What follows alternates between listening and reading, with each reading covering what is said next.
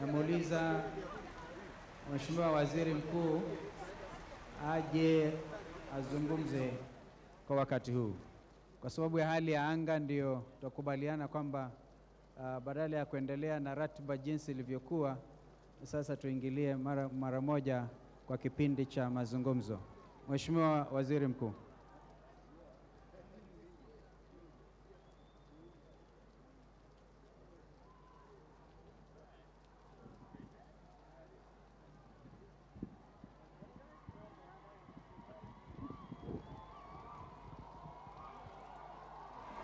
Haya,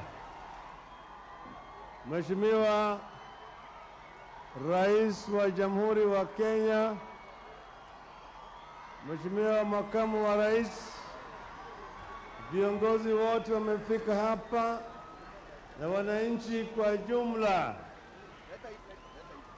Siku ya leo ni siku muhimu zaidi, siku ya Mashujaa. Na ndio sababu mnaona Mwenyezi Mungu ameleta mvua. Mvua ni baraka. Kwa hivyo naona mashujaa wote wamekaa katika hema upande ule wa kushoto. Nataka kusema mashujaa hoye! Mashujaa hoye! Mashujaa hoye! Siku hii tunakumbuka mashujaa ambaye walikuwa na sisi, ambaye walifariki, na wale wengine ambaye bado wako na sisi wakati huu. Hii ni mara ya pili ambayo tunasherehekea Oktoba 20 kama siku ya mashujaa. Na mashujaa wako katika fani tofauti tofauti, katika siasa, katika eneo ya elimu, sayansi, mambo ya utamaduni, wale wachezaji, wanariadha, wanasoka na kadhalika. Hawa wote ndio tunakumbuka siku hii.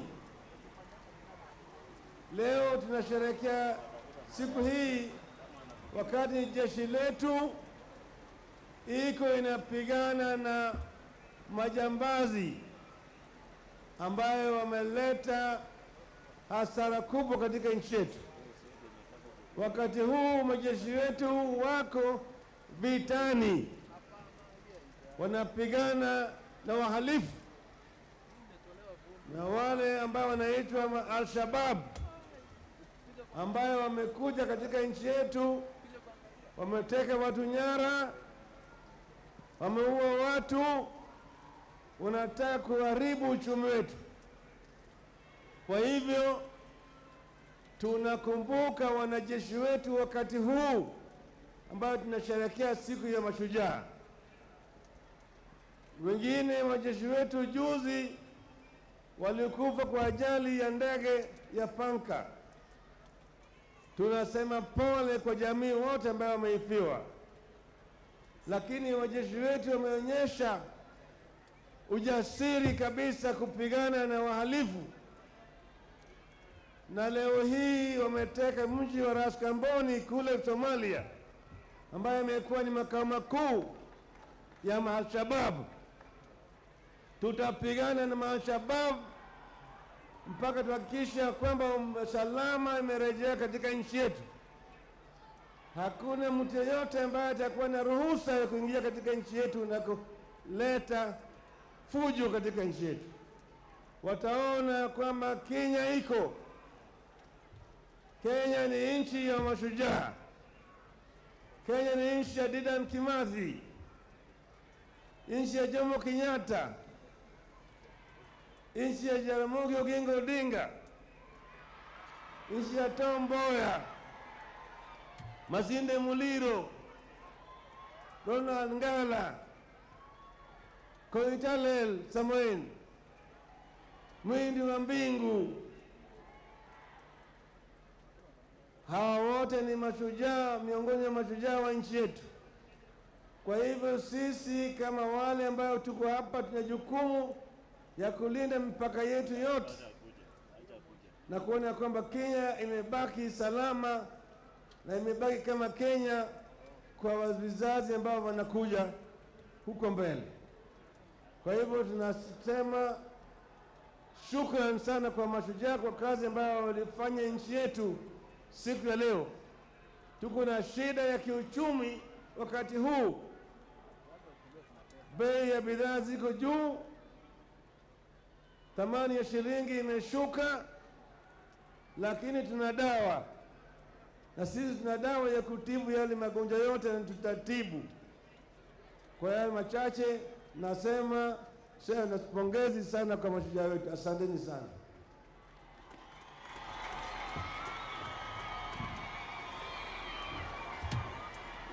Basi Mheshimiwa Rais, leo hii ikiwa ni awamu ya pili ya sherehe hizi za Mashujaa Day, zote twashirikiana pamoja nawe Mheshimiwa Rais kuwapongeza wananchi wa Kenya.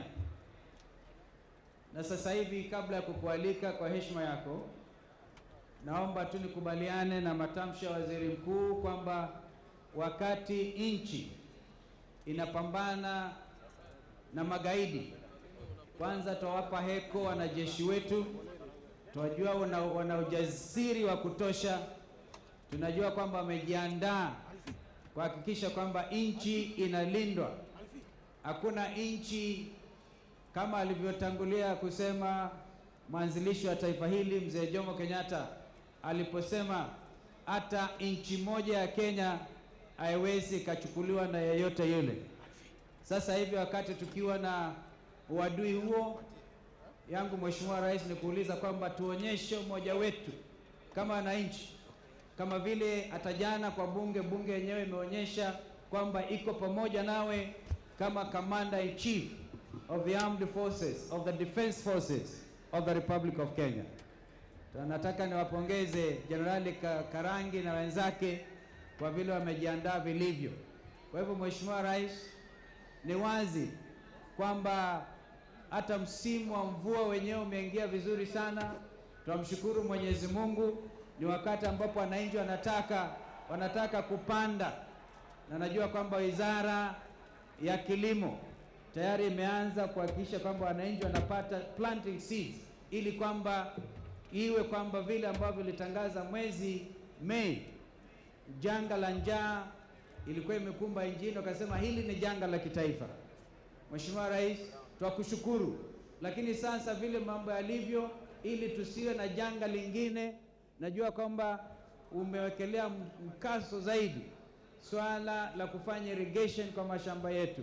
Na kwa hivyo wakati huu tukipata vile mvua ilivyo, tukipata mbegu, na tujua kwamba serikali imejiandaa kuhakikisha kwamba wananchi wanapatiwa mbegu wakati huu, hatuna budi ila kuhakikishia wewe kwamba nchi yenyewe itajilisha, na kwamba wananchi watakuwa, ingawaji kuna ugumu wa kiuchumi, lakini kwanza kilicho na umuhimu zaidi ni kuhakikisha kwamba tunalisha jamii zetu, jamii nzima ya Kenya chini ya uongozi wako.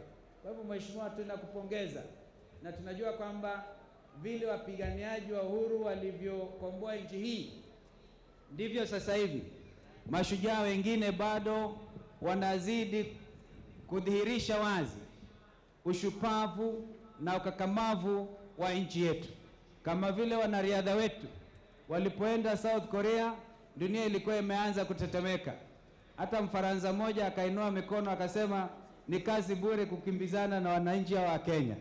Hawa ni mashujaa ambao tunajivunia sana, na kuna wengine ambao wanafanya ujasiri kwa mipango mingi, kama vile moja alitambuliwa na Nokia, kampuni moja ambayo inahusika na simu hizi za mkono. Wananchi wameanza kufanya hata software inventions, na hao wote Mheshimiwa Rais ni mashujaa. Lakini hatuwezi tukawasahau waanzilishi wa taifa hili, wale ambao walipigania Kenya mpaka tukapata uhuru. Mheshimiwa Rais, Waziri William Ole Ntimama, who is part of the vice presidency, pamoja na timu yake, jana ulisikia vile wamejipanga kuhakikisha kwamba Heroes Square itakamilika haraka iwezekanavyo, na hivi kwamba kuwe na historia yetu ambayo itaonyesha vile tulitoka siku ambazo zilikuwa na ugumu sana hadi tukafikia kiwango ambacho tuko, na nchi hii iko chini ya uongozi wako. Tunajitahidi jinsi tuwezavyo kuhakikisha kwamba Vision 2030 ambayo itainua hali ya maisha ya watu wetu, ili kwamba kila mwananchi na kila jamii itafurahia hali ya maisha.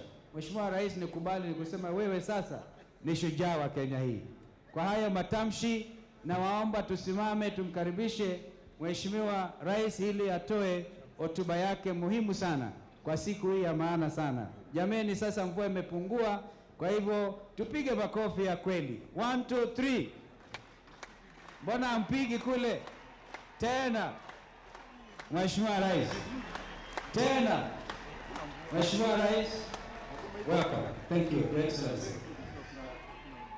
Haya, asante sana.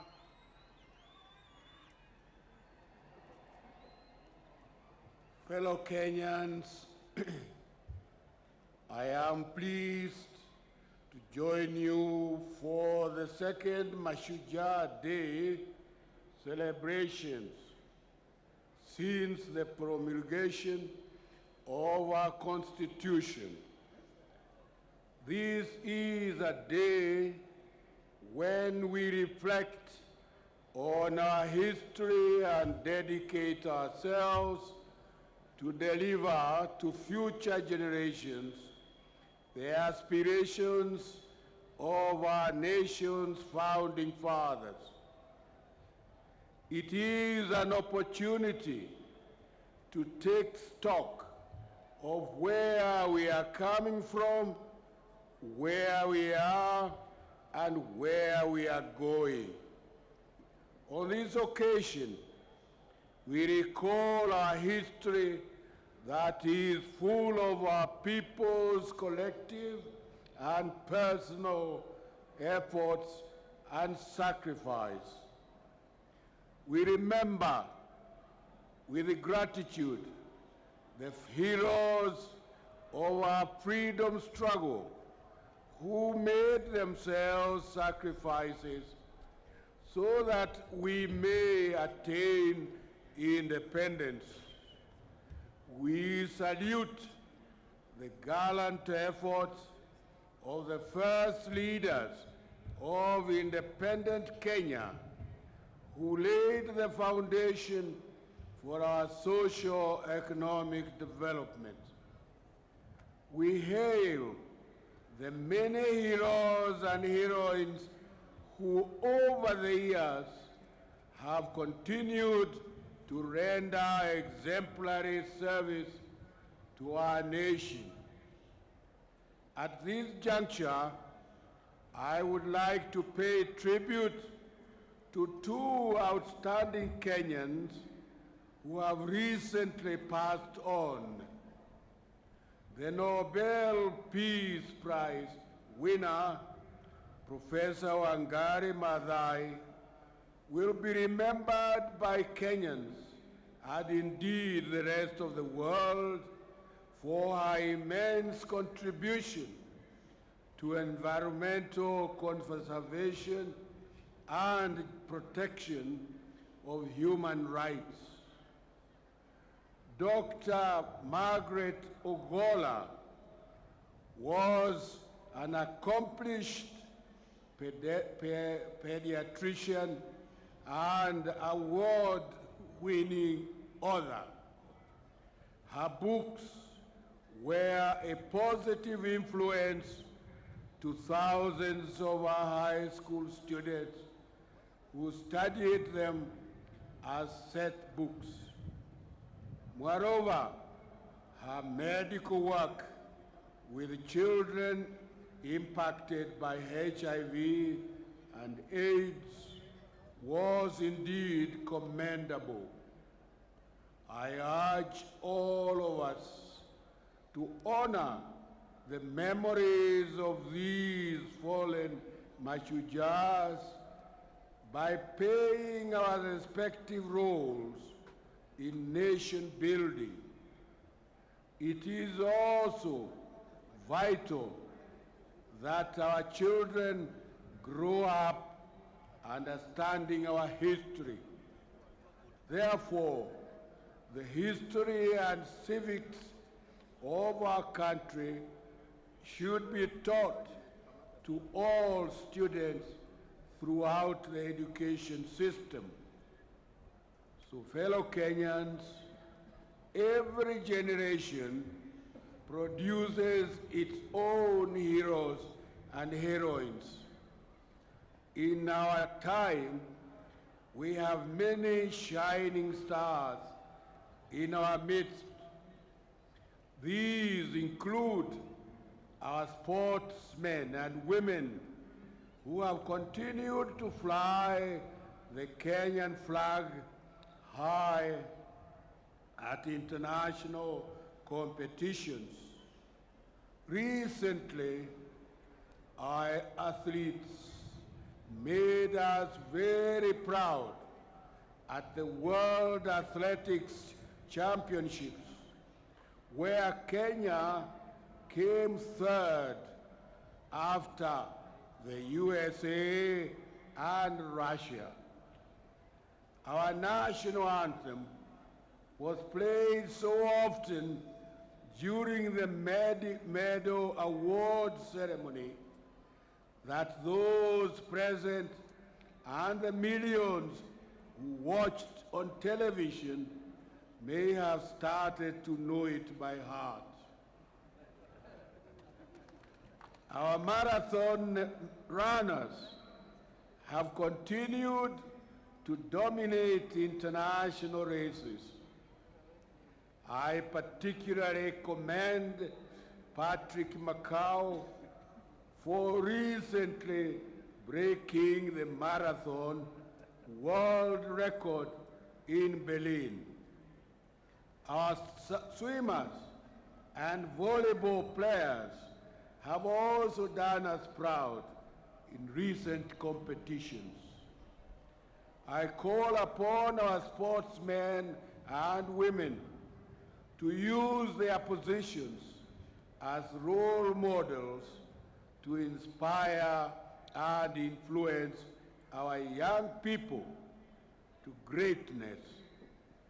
Fellow Kenyans, our business sector has also produced many heroes and heroines who have continued to win global and regional awards. Due to focused leadership, several of our local firms have begun operations in neighboring countries, thus creating our own indigenous multinational corporations. I also salute our medium and small sector players who are helping in the creation of jobs necessary to engage our growing youth population. Other Kenyan heroes and heroines include our scientists and researchers who are doing pioneering work in various fields. In this connection, I commend our public universities for creating an enabling environment for academic excellence and research to thrive. Most importantly, the many unsung heroes and heroines in our country are the millions of Kenyan farmers, workers, and tribes businessmen who, despite the challenges they face, get up every morning and work extremely hard to provide for their families and build our nation. I salute you all.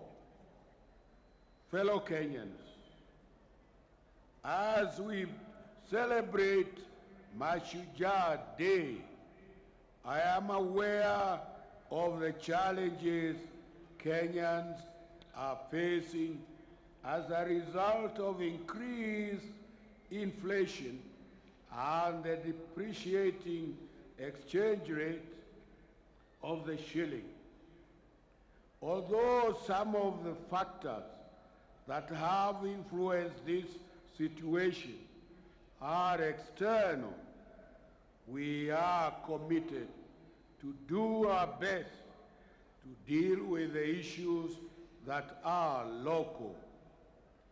The Ministry of Finance and the Central Bank of Kenya have now taken steps to tighten our monetary and fiscal policies.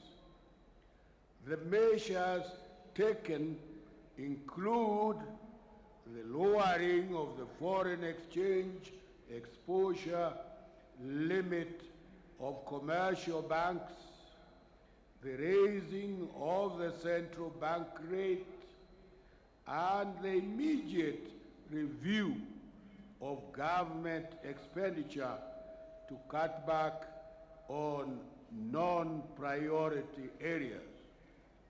We believe that these actions are restoring confidence in the markets and bringing stability to the exchange rate and will significantly reduce inflation.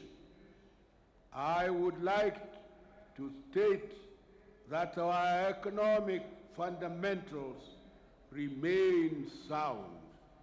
Indeed, our economy expanded by 4.9% in the first quarter of this year, driven largely by improved productivity in the construction, financial services, transport and communications sectors.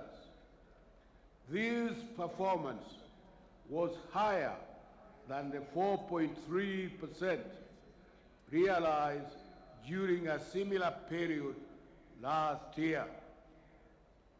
I call upon our business community, players in the financial markets, and all Kenyans to remain calm as we seek to stabilize the current situation. In the meantime, I wish to caution speculators who seek to take advantage of the current situation that the government will take action needed to protect our consumers. I am also aware that rising inflation as well as increasing costs of fuel has impacted negatively on food prices and the cost of living for our people.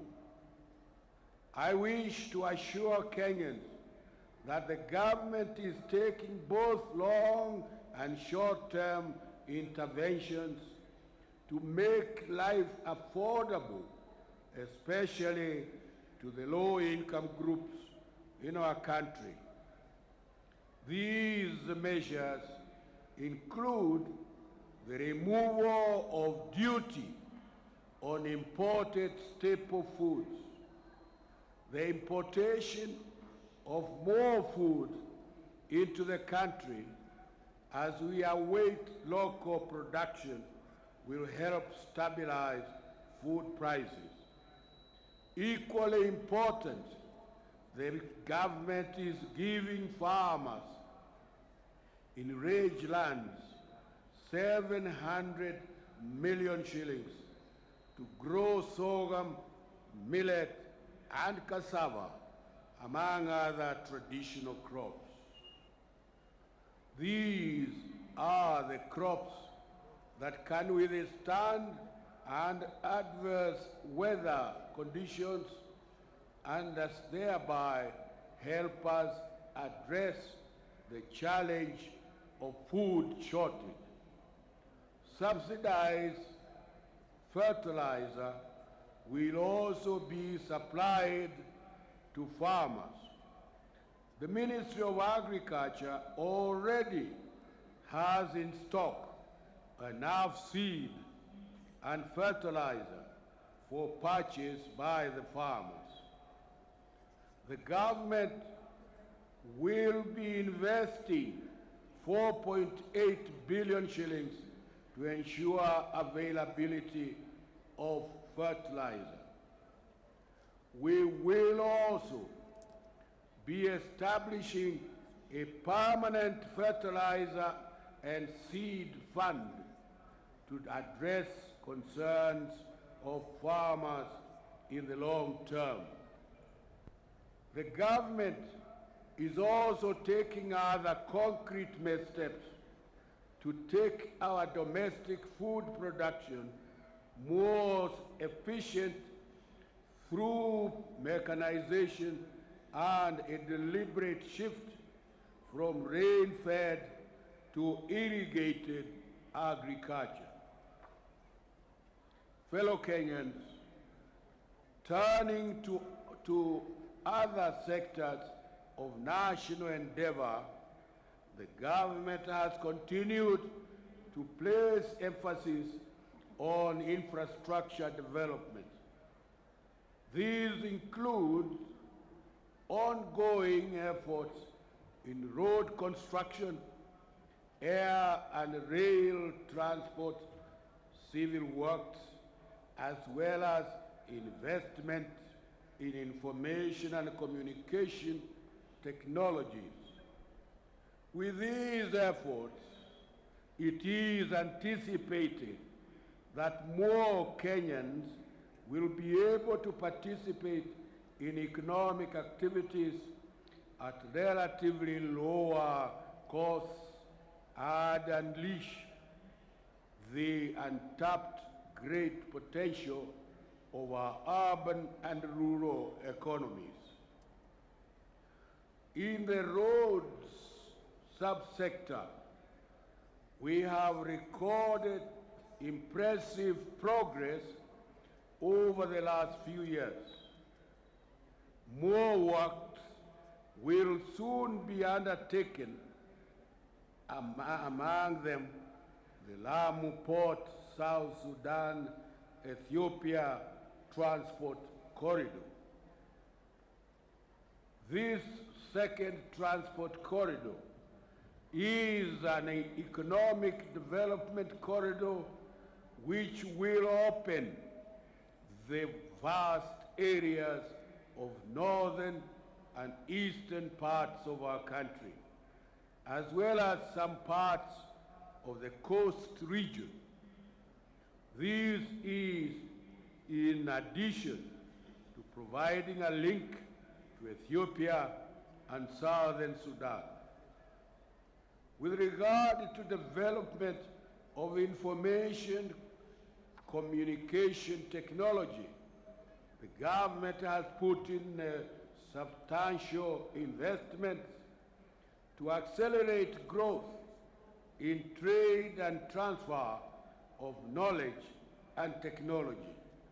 It is gratifying that many young Kenyans have embraced ICT as an avenue to earn a living and also to create employment for other Kenyans. I commend our IT and entrepreneurs and companies who have won international recognition for innovative application and systems. Fellow Kenyans, the security of our country is paramount. The government will provide adequate security in all parts of the country. We will defend our territorial integrity through all measures necessary to ensure peace and stability. Our security forces have begun operations within and outside our borders against militants who have sought to destabilize our country. In this regard, we are working closely with the transitional federal government of Somalia, IGAD, and the African Union. I commend our men and women in uniform who are engaged in this operation. We pray for their safety and security as they embark on defending our country, as we decisively deal with this threat to our national security. These men and women are protecting our sovereignty. As a country, we should support these brave modern-day heroes. The security of our country, though, will not be achieved by security forces alone. Each one of us has a role to play to ensure that no one amongst us is used to disrupt our peace and stability. We should all be vigilant and, as true patriots, ensure that we identify the bad elements amongst us. The hospitality of the Kenyan people must never be abused by those bad elements. In conclusion, fellow Kenyans, I would like to emphasize that our nation can only experience economic growth and development when the political environment is stable. I therefore call upon all political players to continue working together and support the institutions and processes that have been set up under our Constitution. These will ensure the transformation we sought when we enacted the new Constitution, which is actualized. That transformation also means a Kenya at peace with itself. On this occasion, I therefore appeal to all Kenyans to embrace a genuine spirit of national healing and reconciliation. We are all Kenyans united in one common bond. We shall be convening a pre-election and national reconciliation conference at the end of next January. This will help us set up the stage for a peaceful election and smooth transition. Maintaining peace would also be the best way to honor the memories and legacies of our heroes and heroines who have gone before us and who continually dreamt of a better and more prosperous Kenya. Basi asanteni sana, na hii mvua hata ikiwa itaendelea, tusije tukaiogopa, manake sisi wa Afrika tunahusika na mimea na mapato yote na kwa hivyo hakuna haja kuogopa mvua. Ni kawaida, manake ndio yatusaidia, na sisi tuwasema asante kwa Mwenyezi Mungu. Basi dunia hii katika Kenya, tunajua ya kwamba tutaendelea vizuri na tutafaulu sana, na hatuna haja safari hii kwa mtu yeyote kuendelea kuleta fujo katika nchi hii. Hakuna watu wengi wanaoleta fujo, iko watu wawili, watatu, wanne, lakini hiyo isitusubue, isituletee fujo yoyote. Sisi wananchi tunahitaji kufanya kazi kwa bidii ili nchi hii tuinue, na ili katika safari hii tunao watoto wameanza mitihani yao. Mimi nasema tunawatakia heri, tunawaombea Mungu wasaidie na wasije wakaogopa chochote, tunajua watafaulu. Basi sasa asanteni sana. Thank you very much.